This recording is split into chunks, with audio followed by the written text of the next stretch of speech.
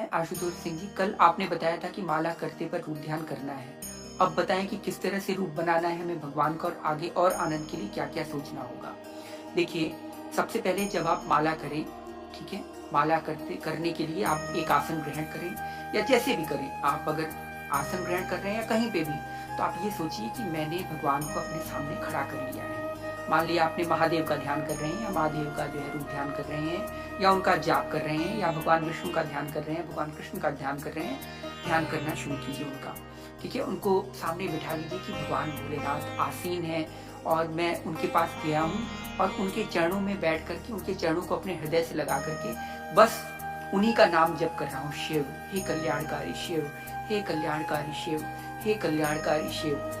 और ये सोचिए कि उनके अंदर का सारा गुण भगवान मेरे ऊपर सर पे हाथ फेर रहे हैं और जब वो अपनी उंगलियों से हाथ फेर रहे हैं ना, तो उनके हाथों से उनका सारा गुण निकल करके, उनका सारा तेज निकल करके मेरे ऊपर आ रहा है और मैं तेजोवान बन रहा हूँ, मैं ज्ञानवान बन रहा हूँ, मैं प्रकाशवान बन रहा हूँ। उनका सारा आनंद, जिस आनंद में वो परमानंद में समाधि में कल्पों-कल्पों डूबे रहते हैं, उस समाधि का जो आनंद है वह मुझे प्राप्त हो रहा है। धीरे-धीरे मुझे प्राप्त हो रहा है।